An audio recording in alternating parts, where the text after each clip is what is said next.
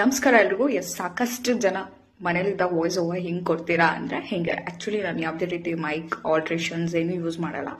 ಫೋನಲ್ಲಿ normal recording ಆ್ಯಪಲ್ಲಿ ನಾನು ರೆಕಾರ್ಡಿಂಗ್ ಮಾಡಿ ಕಳಿಸ್ತೀನಿ. ಹೇಗೆ ಅಂದರೆ let me give a try. ರಸ್ತೆಯಲ್ಲೇ